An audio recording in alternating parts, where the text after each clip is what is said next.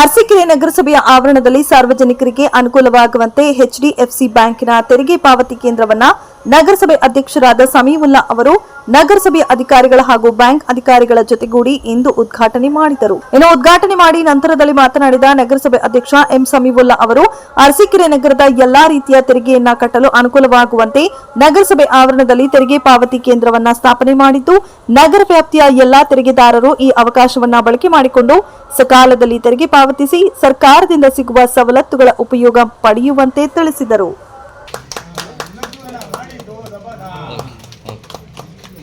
ಏನು ಅರಸೀಕೆರೆ ನಗರಸಭೆ ವತಿಯಿಂದ 25-26ನೇ ಸಾಲಿನ ತೆರಿಗೆ ಪಾವತಿ ಮಾಡೋಕ್ಕೋಸ್ಕರ ಸಾರ್ವಜನಿಕರಿಗೆ ಅನುಕೂಲ ಆಗಲಿ ಅನ್ನೋ ಉದ್ದೇಶದಿಂದ ಅರಸೀಕೆರೆ ನಗರಸಭೆಯಲ್ಲೇ ಕಚೇರಿಯಲ್ಲೇ ಇವತ್ತು ಎಚ್ಡಿಎಫ್ಸಿ ಬ್ಯಾಂಕ್ ಬ್ರಾಂಚ್ ಅದು ಉದ್ಘಾಟನೆ ಮಾಡಿ ಇದು ನಿರಂತರವಾಗಿ ಅರಸೀಕೆರೆ ನಗರಸಭೆಯ ಒಳಗೆ ಬ್ರಾಂಚ್ ಇರುತ್ತೆ. ಇದು ಸಾರ್ವಜನಿಕರ ಅನುಕೂಲ ಆಗಲಿ ಅನ್ನೋ ಉದ್ದೇಶದಿಂದ ಇವತ್ತು ಅರಸೀಕೆರೆ ನಗರಸಭೆ ಅಧಿಕಾರಿಗಳು ಮತ್ತು ಎಲ್ಲ ನಮ್ಮ ಸಿಬ್ಬಂದಿ ಎಲ್ಲರೂ ಒಂದು ತೀರ್ಮಾನ ತಗೊಂಡು ಇವತ್ತು ಇದು ಮಾಡಿದ್ದೀವಿ. ಇದು ಅರಸೀಕೆರೆ ನಗರದ ಸಾರ್ವಜನಿಕರು ಇದು ಉಪಯೋಗ ಪಡ್ಕೋಬೇಕು.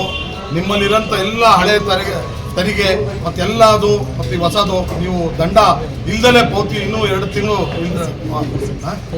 5% ನಿಮಗೆ ಡೆಬಿಟ್ ಆಗಬೇಕು ಅಂತ ಹೇಳಿದ್ರೆ ನೀವು ಇದು ಏಪ್ರಿಲ್ 31 ಒಳಗೆ ನೀವು ಕಟ್ಟಬೇಕು.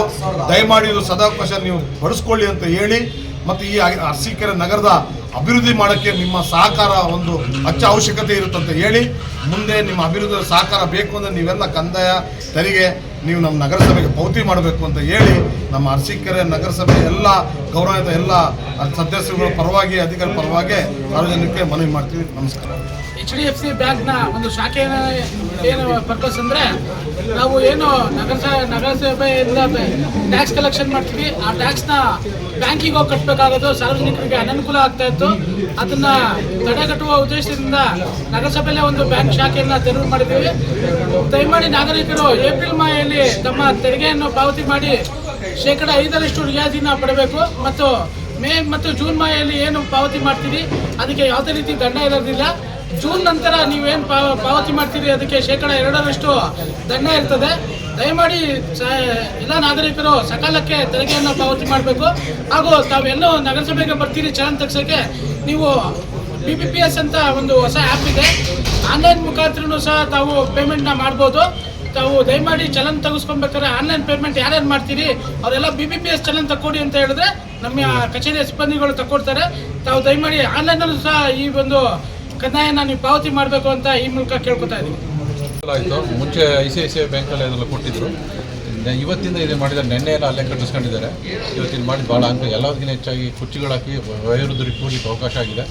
ಇನ್ನೊಂದೇನಾದರೂ ಹೆಂಗಸರು ಒಂದು ಸಾಲ ಮಾಡಿದ್ರೆ ಅನುಕೂಲ ಆಗುತ್ತೆ ಅಂತ ಅನಿಸುತ್ತೆ. ಅನುಕೂಲ ಆಗಿದೆ. ಲೇಡೀಸ್ ಎಲ್ಲ ಬಂದರೆ ICICI ಬ್ಯಾಂಕಲ್ಲಿ ಹೋಗಿ ಬರಲಿಕ್ಕೆ ತುಂಬ ಕಷ್ಟ ಆಗಿದೆ. ಆಟೋ ಚಾರ್ಜು ಅದು ಇದು ಕೊಡಲಿಕ್ಕೆ ಇಲ್ಲಿ ತುಂಬ ಅನುಕೂಲ ಆಗಿರೋದ್ರಿಂದ ಪ್ರತಿಯೊಬ್ಬರಿಗೂ ಹೆಲ್ಪ್ ಆಗ್ತದೆ. ಮತ್ತು ಅಲ್ಲೊಂದು ಬೋರ್ಡ್ ಹಾಕ್ಬಿಟ್ಟು ಇಲ್ಲೇ ಕಟ್ಟೋದು ಅಂತ ಗೊತ್ತಾಗ್ಬಿಟ್ರೆ ಇನ್ನೂ ತುಂಬ ಸುಲಭ. ಈಗ ಯಾಕೆಂದ್ರೆ ನಾವೇ ಫಸ್ಟ್ ಬಿಗಿನಿಂಗಲ್ಲಿ ಬೇರೆ ಬ್ಯಾಂಕಿಗೆ ಹೋಗ್ಬಿಟ್ಟು ಬಂದುಬಿಟ್ಟು ICICI ಅಲ್ಲಿ ಹೋಗಿ ಬಂದು ಯಾವುದು ತಿಳುವಳಿಕೆ ಇರಲಿಲ್ಲ. ಈಗ ಇಲ್ಲಿ ಆದರೆ ಓಕೆ, ಎಲ್ಲ ಇನ್ ಗುಡ್, ಚೆನ್ನಾಗಿದೆ.